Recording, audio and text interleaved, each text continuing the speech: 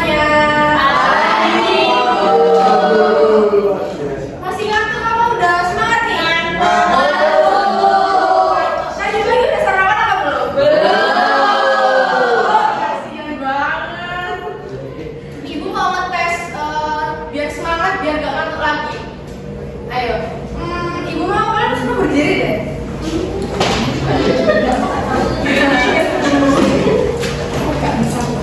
Kalau ibu bilang selamat pagi, kalian bilang pagi luar biasa, tetap semangat. Ya, ya, ayo. Selamat pagi,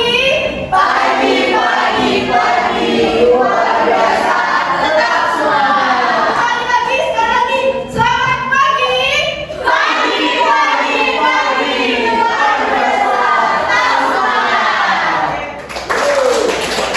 Silakan duduk kembali ya. Ibu rasa semuanya hari ini harus semangat ya, karena ibu akan memaparkan materi bab 6 ya. Sebelum mulai pembelajaran pada pagi hari ini, ibu mau siapa ketua kelasnya? Ketua kelasnya siapa? Mas Noviananta, silakan dipimpin berdoa terlebih dahulu ya. Sebelum kita mulai pelajaran hari ini, karena kita berdoa pada agama masing-masing. Berdoa dimulai. Berdoa selesai. Oke, ibu absen dulu.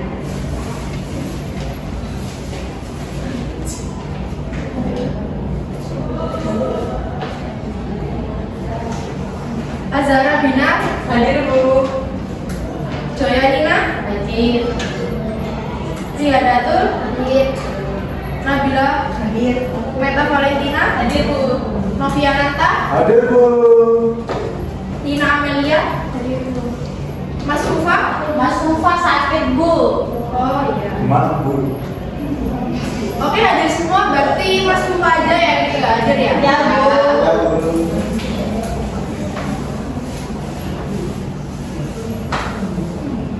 Oke, anak-anak semuanya, kita akan flashback materi yang kemarin yang Ibu terangkan ya kalian ya, bab 5.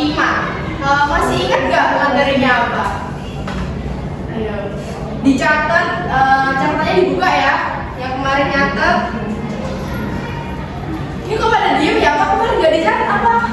Nggak didengerin ya Ibu ngomong ya? Ayo. Siapa yang lupa? Apa materi yang kemarin yang Ibu peralatan apa?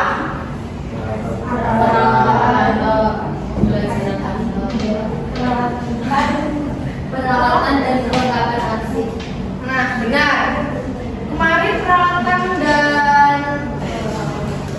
perlengkapan kantor itu apa aja? Perlengkapan arsip itu apa aja contohnya?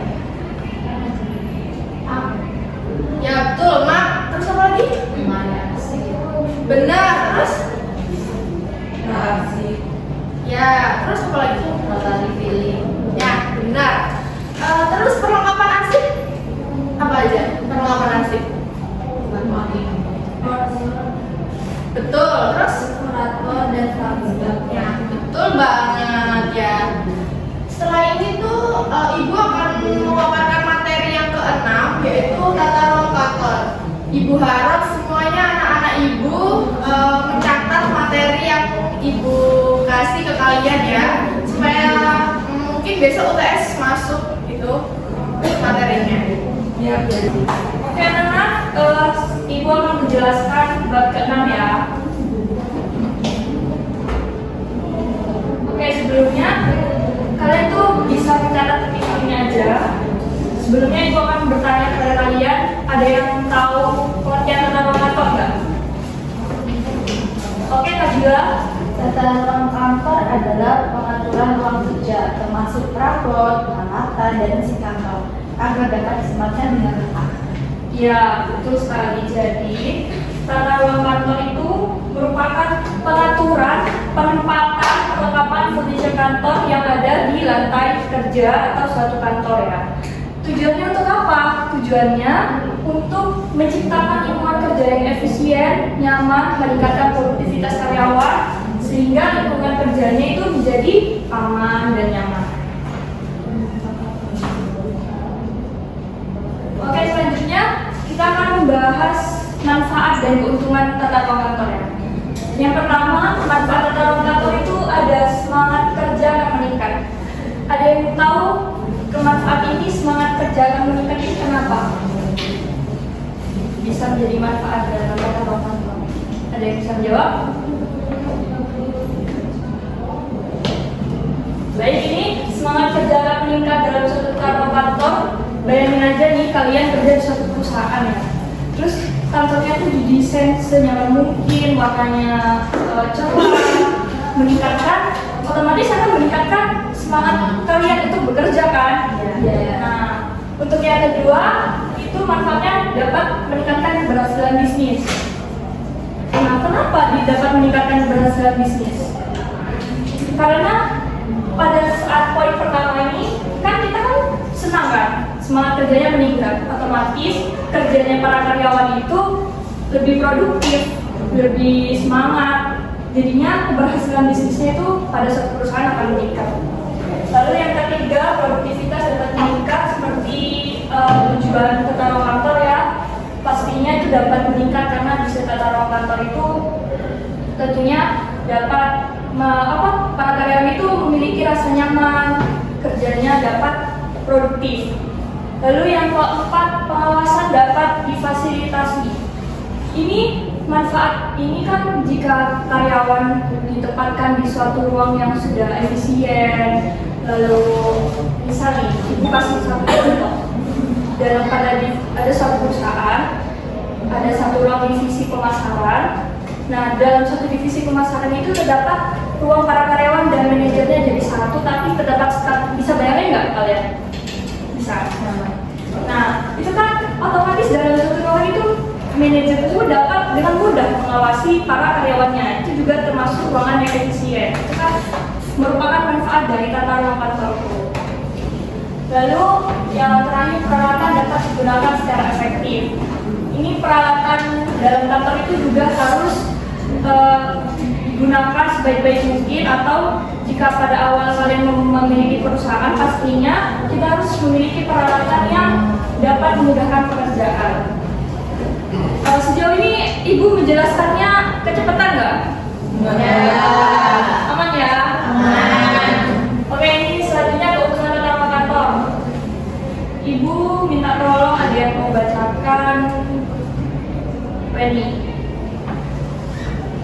Keuntungan tata ruang kantor. Keuntungan adanya tata ruang yang baik untuk DNS Deliandi yaitu pencegahan pengangguran tenaga dan waktu para pegawai, adanya jaminan kelancaran proses pekerjaan yang bersangkutan, adanya kemungkinan pemakaian ruangan secara efisien, menciptakan suasana kerja yang menyenangkan dan mudah dilaksanakan pengawasan.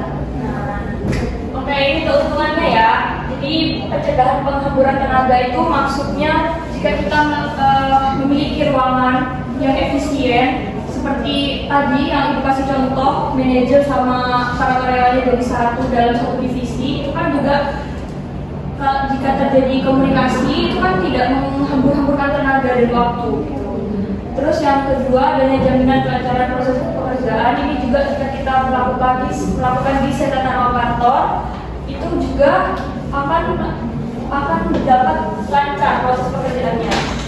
Lalu kemungkinan pemakaian ruangan secara efisien. Nah, dalam desain tata ruang kantor itu sebisa mungkin ya kita harus melakukan tata ruangannya itu efisien. Maksudnya itu pemakaiannya tidak buang-buang gitu. Jadi misal ada ruangan yang tersisa, ini kita harus memanfaatkannya seefisien mungkin gitu. Jadi tidak ada ruangan-ruangan yang kosong dan tidak terpakai gitu ya. Nah, menciptakan suasana kerja yang menyenangkan dan dilaksanakan pengawasan seperti yang dijelaskan tadi pada manfaat. Oke, next ya. Jadi paham belum? Paham semua.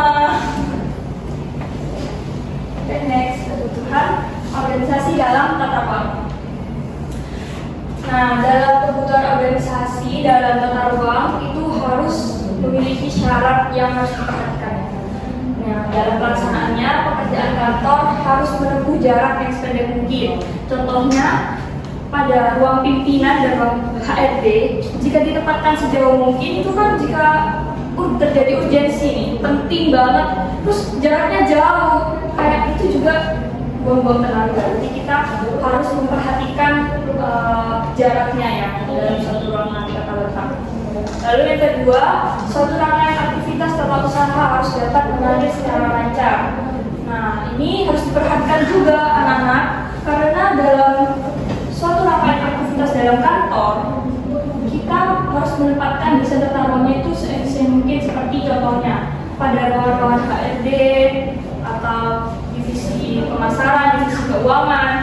Nah, untuk melakukan tata usaha kan mereka juga perlu pemberkasan gitu kan. Nah, ruang fotokopi atau ruang pemberkasan itu jika diletakkan jauh dari ruangan para divisi, bagaimana? Ya, efisien kan? Nah, jadi harus ditempatkan yang di tengah-tengah, bisa tahu ada yang gambaran lain mungkin yang contohnya dapat seefisien mungkin tata letaknya, seperti ruang T itu ada di mana seharusnya? Tidak jauh kan? Harusnya tidak jauh dari para ini ruang-ruang divisi. Nah, sehingga hal tersebut dapat melakukan aktivitas tata usahanya mengalir secara lancar. Lalu yang ketiga, untuk keperluan pekerjaan, segenap ruang sebaiknya dipergunakan secara efisien seperti yang sudah Ibu jelaskan di awal tadi. Itu harus perlu digunakan karena tidak membuang-buang ini ya ruangan. Lalu yang keempat, kesehatan dan kepuasan pekerja para pegawai dapat terpelihara. Nah, bayangin kalian bekerja di suatu perusahaan nih. Terus perusahaan tersebut tidak memiliki ruangan kesehatan. Kalian akan bagaimana? Tidak sehat. Iya, bisa kalian sakit nih, terus kalian harus keluar dulu kan dari perusahaan tersebut. Maksudnya dalam artian itu kalian pergi ke dokter dulu, ke mana dulu. Kalau misal dalam pekerjaan urgensi banget nih, pusing, kalian harus otomatis perlu ke ruang kesehatan kan. Nah, ini perlu diperhatikan. Ini merupakan suatu kebutuhan yang penting juga dalam suatu perusahaan memiliki memiliki ruangan kesehatan. Lalu selanjutnya nomor 5, penyusunan tempat kerja dipergunakan untuk berbagai pekerjaan dan mudah diubah sewaktu-waktu. Nah, maksudnya itu dapat diubah sewaktu-waktu diperlukan. Misal terdapat ruang meeting. Dalam ruang meeting tersebut kan ada 2 ya. Ada yang tahu 2 ini apa? Ruang meeting? Ya, terbuka dan tertutup ya. Ada yang kalau terbuka itu biasanya ruang rapatnya itu tidak ada sekat-sekat gitu. Kalau yang tertutup biasanya ada sekat-sekat yang privacy gitu. Kalian ada bayangan nggak? Kayak ruang kerjanya ada sekat-sekat gitu per mejanya. Tahu kan? Gak tahu kan? Nah, itu bisa digunakan seperti ubah sewaktu-waktu jadi fleksibel. Itu juga penting dalam kebutuhan organisasi atau dalam suatu perusahaan. Oke, selanjutnya asas tata ruang kantor. Nah, dalam suatu tata ruang kantor, kita juga harus memiliki asas ya. Yang poin-poin pentingnya bisa dibacakan Mbak Joya. Asas tata ruang kantor yang pertama, asas mengenai jarak pendek. Peraturan ruang yang memungkinkan proses penyelesaian suatu pekerjaan menempuh jarak yang sependek mungkin. 2. Asas mengenai rangkaian kerja. Rangkaian kerja yakni penempatan orang maupun barang atau alat menurut rangkaian yang sejalan dengan urut-urutan penyelesaian pekerja yang bersangkutan. 3. Asas mengenai penggunaan segenap ruangan. Tidak ada ruangan atau luas ruangan yang tidak dimanfaatkan, baik secara vertikal maupun horizontal. 4. Asas mengenai perubahan susunan tempat kerja. Ruangan yang dapat diatur atau dapat diubah setiap saat. Hal ini dikarenakan ada kemungkinan pemanfaatan ruangan lain pada waktu-waktu tertentu. Baik, terima kasih Mbak Joya sudah membantu membacakan. Nah, ini asas-asasnya seperti yang tadi dijelaskan di poin-poin pentingnya. Jadi asas mengenai jarak pendek itu wajib. Terus mengenai rangkaian kerjanya itu juga harus bersangkutan, rangkaian sejalannya itu harus lancar gitu ya. asas mengenai penggunaan segenap ruangan. Seperti yang dijelaskan tadi, tidak ada ruangan atau luas ruangan yang tidak dimanfaatkan. Jadi semuanya harus termanfaatkan dengan baik sehingga tercipta ruangan kantor yang efisien. Lalu yang nomor 4, asas mengenai perubahan susunan tempat kerja yang sebelumnya sudah dibahas ke kalian barusan. Oke, lanjut ya. Nah, ini macam-macam tata ruang kantor. Ada yang bisa bacakan? Yang mau ini membantu? Coba Mas Novel bantu baca macam-macam tata ruang kantor. Macam-macam tata ruang kantor. Yang pertama ada tata ruang tertutup, mempunyai kelebihan. Yang pertama terjamin dengan konsentrasi kerja. Yang kedua akan lebih terjamin atau terlindungan suatu pekerjaan yang bersifat rahasia. Yang ketiga adanya penambahan kewibawaan agar status pejabat selalu terpelihara. Dan mempunyai kekurangan. Yang pertama, tidak lancarnya komunikasi langsung antar pegawai sehingga komunikasi kurang efektif. Yang kedua, memerlukan biaya yang lebih besar untuk biaya pemeliharaan ruang, pengaturan penerangan dan biaya peralatan lainnya. Yang ketiga, adanya pemakaian ruangan yang kurang luas jika ada perubahan dan perkembangan organisasi. Yang kedua, ada tata ruang terbuka, mempunyai kelebihan. Yang pertama, pengawasan akan lebih mudah dilakukan. Yang kedua, memudahkan dalam komunikasi dan koordinasi kerja antar pegawai. Yang ketiga, penggunaan penerangan dan peralatan kerja lebih hemat. Dan mempunyai kekurangan. Yang pertama, adanya kemungkinan timbul kebisingan. Yang kedua, sulitnya seseorang pegawai untuk melakukan pekerjaan dengan penuh konsentrasi. Yang ketiga, sulit mengerjakan pekerjaan penting dan bersifat rahasia. Oke, makasih ya Mas Novel sudah membacakan. Nah ini ya, macam-macam tata ruang kantor itu ada 2. Ingat-ingat ya, ini dicatat poin-poin pentingnya ya anak-anak. Tata ruang tertutup dan tata ruang terbuka. Seperti tadi dibacakan Mas Novel ya, kalau di ruang tertutup itu sudah pasti privacy dan terjamin konsentrasi kerja. Lalu adanya perlindungan suatu pekerjaan bersifat rahasia, itu ya seperti privacy ya.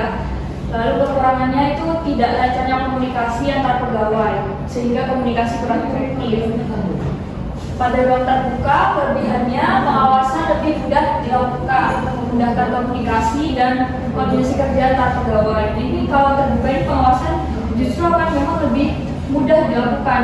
Jadi kalau kalian memiliki atau bekerja dalam suatu perusahaan, kalian lebih prefer yang mana? Memiliki tata ruang tertutup atau tata ruang terbuka? Mbak Nadila, kalau kamu bekerja di suatu perusahaan, kamu lebih prefer yang mana, ruang tertutup atau ruang terbuka? Ruang tertutup, karena kamu lebih mementingkan privasi gitu ya, biar konsentrasi. Kalau Mas Robi lebih prefer yang mana? Terbuka. Kenapa terbuka? Karena lebih mudah dilakukan. Oke, lebih mudah dilakukan. Anak-anak sejauh ini ada yang mau ditanyakan belum? Belum. Sudah paham nggak? Sudah. Beneran nanti UTS muncul semua loh, semua yang materi yang dijelaskan tadi. Ya, Nah ini pedoman dalam menyusun tata ruang kantor. Ini sebenarnya mirip dengan bab sebelumnya tentang terkait asas tadi ya, asas-asas tata ruang kantor. Namun ini standarisasinya aja. Nah dalam tata ruang kantor memiliki aspek penting untuk menciptakan lingkungan kerja yang aman, nyaman dan mendukung produktivitas. Standarnya itu meliputi apa aja sih? Nah ini standar meliputi kebersihan. Kebersihan itu harus ada teman-teman. Kok teman-teman sih? Anak-anak nggak sih harusnya? Atau kalian lebih enak dipanggil teman-teman? Kita lebih ini akrab aja. Oke, yang pertama kebersihan. Dalam suatu kantor, jika kalian lingkungannya bersih, tentu kalian akan nyaman atau tidak? Nyaman. Bayangin kalian lagi kerja di kantor, terus banyak sampah-sampah, lantainya kotor, kalian akan merasa otomatis tidak nyaman dan tidak semangat dalam bekerja. Nah ini penting ya, kebersihan itu nomor satu.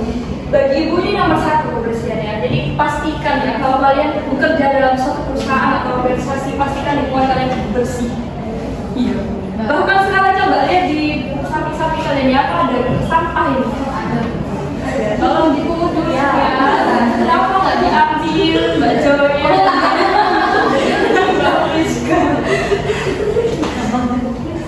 Oke lanjut ya.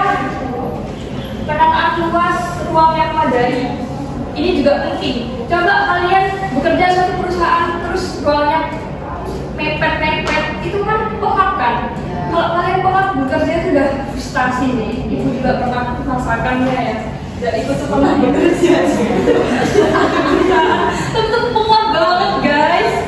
Nah oke, jadi kita harus memiliki luas yang memadai. Lalu suhu udara, ventilasi, pencahayaan yang baik ini juga penting. Karena itu jika kita bekerja menjadi suhu yang baik, terlalu dingin itu gak baik juga, terlalu panas juga gak baik juga, ini salah ya. Kita harus kayak memiliki suhu udara yang yang baik. Lalu ventilasi dan pencahayaannya juga baik. Menurut kalian ini dalam satu ruang ini, menurut kalian pencahayaannya baik atau tidak?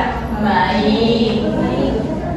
Oke, penyediaan fasilitas kesehatan seperti tadi dalam suatu perusahaan atau organisasi harus memiliki ruang kesehatan yang di dalamnya memiliki alat-alat kesehatan seperti obat-obatan dan juga peralatan-peralatan kesehatan lainnya. Lalu cuci dan air minum ini juga penting dalam suatu kantor. Kita harus menyediakan suatu fasilitas seperti air minum gitu agar mensejahterakan para karyawan. Jadi para karyawan itu nggak selalu berdua. Untuk air minum saja tuh kita harus menyediakan dalam suatu perusahaan atau kantor. Selain itu tersedia juga fasilitas tempat pakaian, tempat duduk yang nyaman, serta keselamatan melalui perawatan lantai, gang, tangga, pemakaian mesin yang aman, dan langkah darurat seperti pertolongan pertama, pencegahan kebakaran. Ini juga harus pentingnya ya, pencegahan kebakaran di setiap kantor sudah pastinya harus ada, serta pemberitahuan kecelakaan. Sejauh ini ada yang ditanyakan terkait ini standar keterangan kantor? Belum ya? Paham ya? Oke lanjut. Nah, perencanaan tata ruang kantor. Saat menata ruang kantor, ada beberapa hal penting yang perlu diperhatikan seperti cahaya, warna, udara, suara. Cahaya itu pencahayaan itu dapat membantu karyawan bekerja lebih produktif. Dan warnanya, warna dinding juga mempengaruhi suasana kerja. Pilih warna menyenangkan dan bisa meningkatkan semangat kerja. Seperti pada ruang resepsionis kita memiliki warna dinding kuning sehingga para tamu atau para karyawan yang masuk pada suatu kantor itu juga lebih meningkatkan semangat kerja seperti cerah gitu ya, menular ya kuning. Atau bayangin aja kalau warna merah dan hitam, apakah itu dapat meningkatkan kerja? Ada yang suka warna merah nggak di sini? Kalau kamu suka warna merah, kalau kamu bekerja sama kantor yang memiliki kantor nih, kamu tahu nggak kantorku kamu warnanya merah gitu mau? Tidak Bu. Tidak dong, kan tadi suka warna merah masnya. Enggak ya, tergantung ini ya. Oh gitu. Lanjut udara, pastikan udara dalam kantor bersih dan sejuk agar terasa nyaman saat bekerja. Lalu suara kurangi kebisingan di kantor. Ini penting ya guys. Ini anak-anak penting kurangi kebisingan kantor. Jangan terlalu egois. Bisa kalian ini asik dengan pekerjaan sendiri di satu ruangan.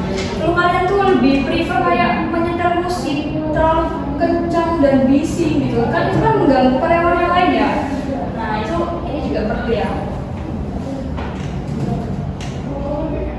Nah ini langkah-langkah menata kantor. Apakah kalian mau ibu kasih tugas membuat maket atau tata ruang kantor? Gak mau. Kenapa? Nah, ibu kasih tahu aja dulu ya penjelasannya ya. Nah ada beberapa langkah saat menata ruang kantor. Ini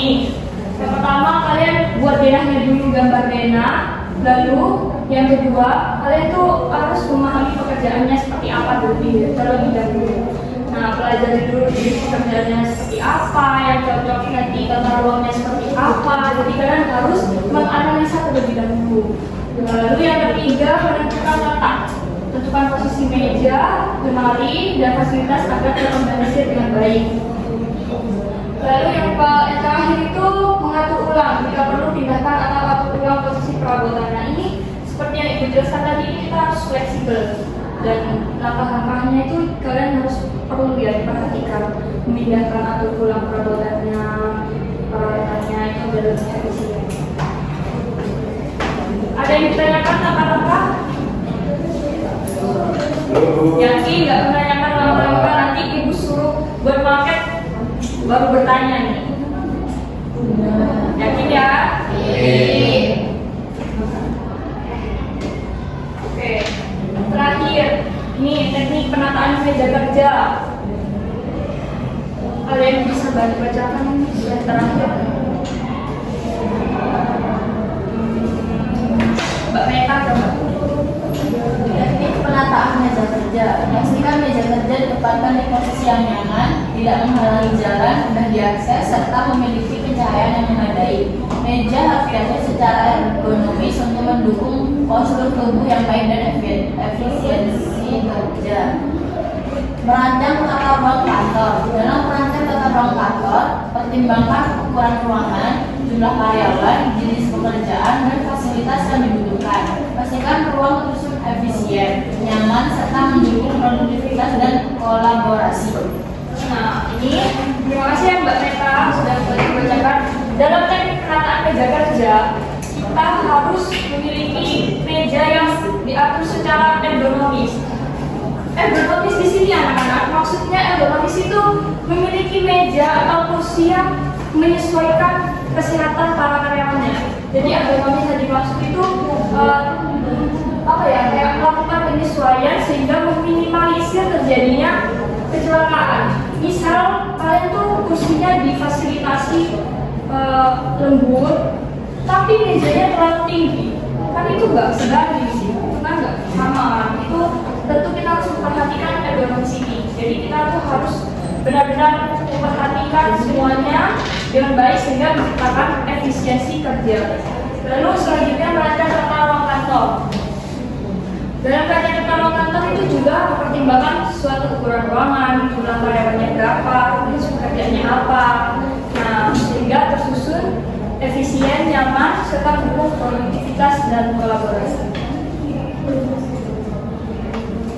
Baik, terima kasih. Apakah kalian ada yang ditanyakan?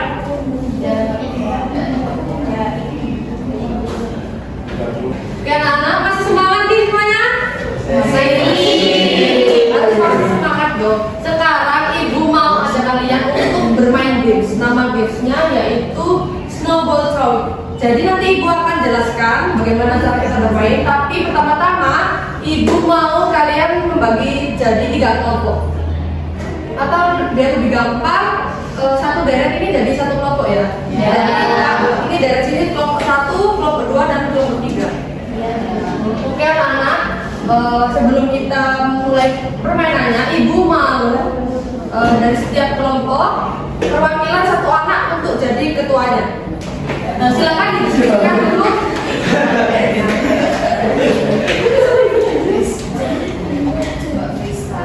Sudah ditentukan ketuanya?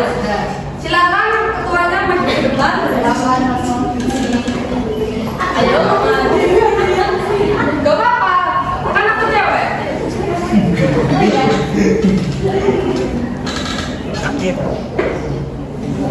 Kaget.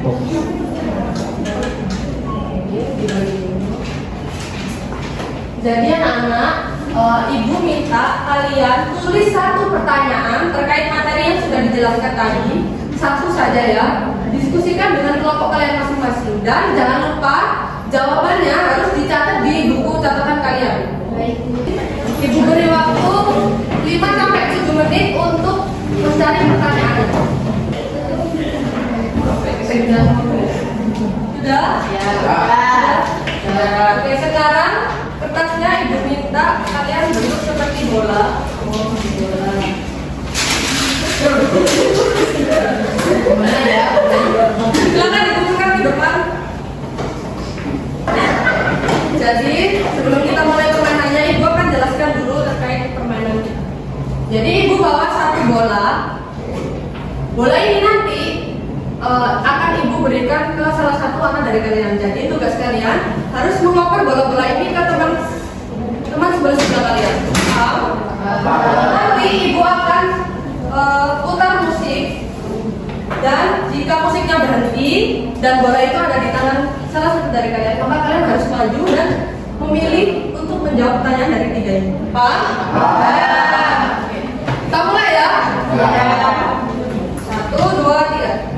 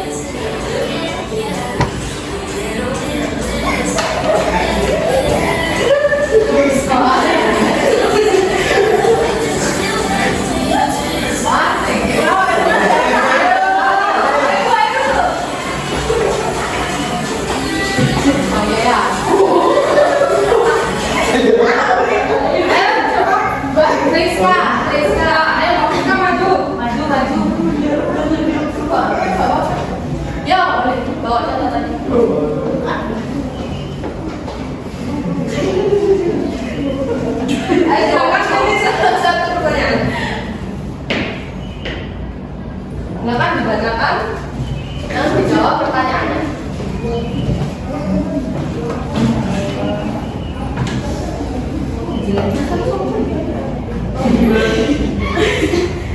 Ada berapa asas dalam tata ruang kantor? Ada berapa? Ada 4. Apa aja? Yang pertama, Asas mengenai jarak pendek, asas mengenai rangkaian kerja, asas mengenai penggunaan segenap ruangan, dan asas mengenai perubahan susunan tempat kerja. gimana? Yang bikin pertanyaan? Ya, benar. Oke, yang pertama itu asas apa? Asas mengenai jarak pendek. Oke, asas mengenai jarak pendek masuk dari asas itu yaitu proses pekerjaan suatu pekerjaan itu dilakukan dengan secepat mungkin. Jadi mereka tidak membuang waktu banyak. Jadi itu sangat singkat. Yang kedua, Asas mengenai rangkaian kerja. asas tersebut merupakan baik penempatan orang maupun penempatan barangnya itu dilakukan sejalan sesuai dengan urutan pekerjaannya. Asas yang ketiga, Asas mengenai penggunaan segenap ruangan. nah asas tersebut merupakan ruangan tidak diperkenakan untuk sebuah ruangan itu tidak ada sedikit pun yang tidak dimanfaatkan dengan baik. Jadi asas itu merupakan asas yang menggunakan segenap ruangan dengan sebaik mungkin. Asas mengenai perubahan susunan tempat kerja. Nah, asas ini adalah ruangan yang bisa berubah-ubah sesuai dengan kebutuhan yang telah disepakati oleh ruangan tersebut. Itu ya anak-anak, itu tepuk tangan aku. Ya, boleh. Kita lanjut ya, guys.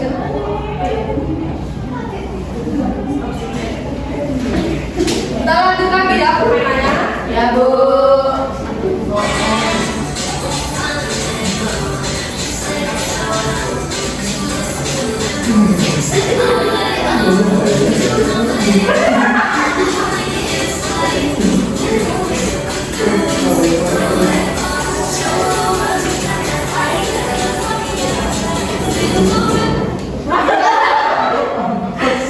Ayo benar maju.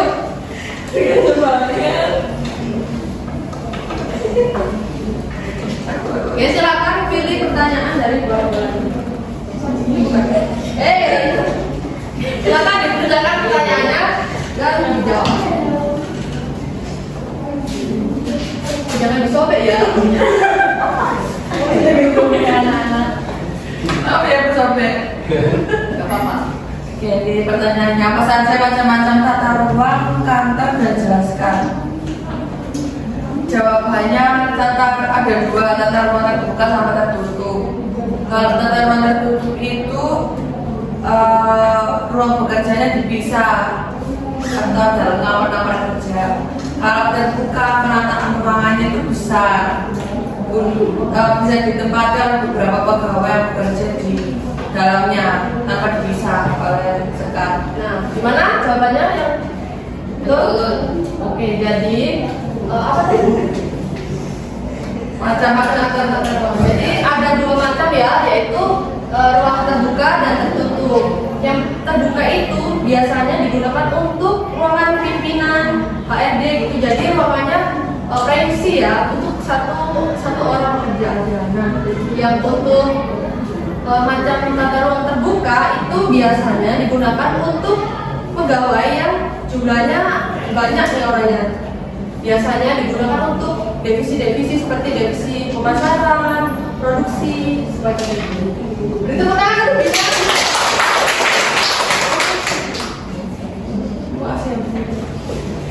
Kita lanjut ke permainan.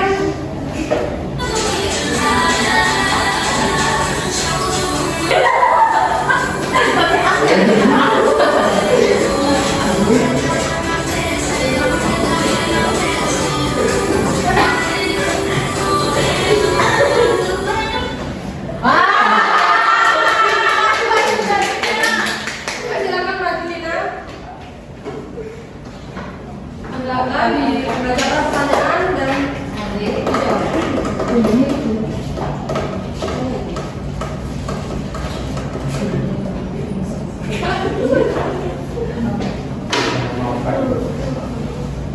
Apa saja perencanaan yang harus diperhatikan dalam tata ruang kantor? Perencanaan apa saja dalam tata ruang kantor? Yang pertama perencanaan pencahayaan, yang kedua perencanaan warna, yang ketiga perencanaan udara, yang keempat perencanaan suara. Gimana? Betul. Ya, benar sekali. Perencanaan yang pertama apa? Perencanaan yang pertama perencanaan pencahayaan. Nah, pencahayaan itu sangat penting ya, anak-anak. Jadi, gimana nih? Kalian bayangin, ruangannya besar, tapi lampunya cuma satu di pojok. Jadi itu tidak bisa dikerja.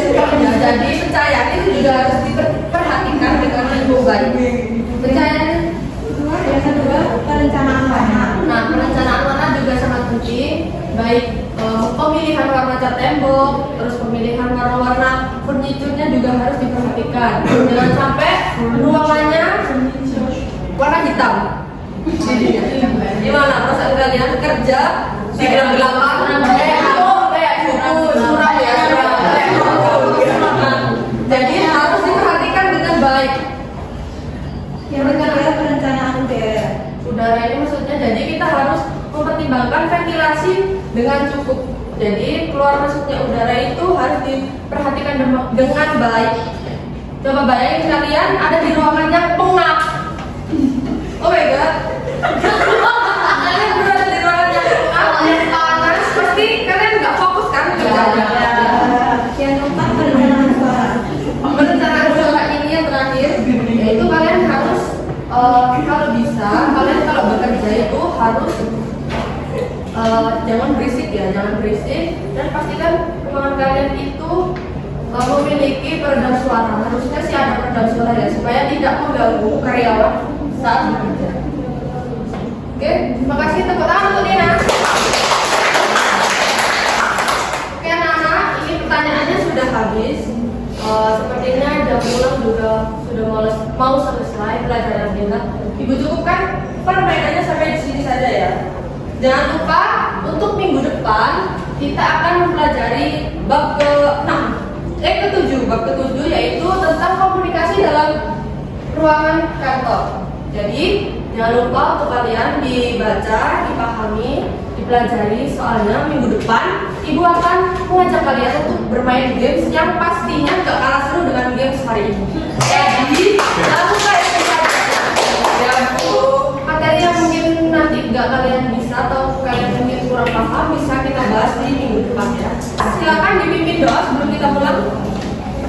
Sebelum kita pulang, mari kita berdoa berkata masing-masing supaya pembelajaran tadi diberi manfaat dan Tuhan diberi keselamatan.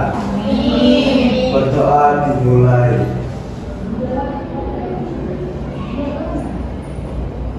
Berdoa selesai. Baik anak-anak, semoga pembelajaran kita hari ini bisa bermanfaat dan berguna untuk kita semua. Ibu akhiri, wassalamualaikum warahmatullahi wabarakatuh. Terima kasih.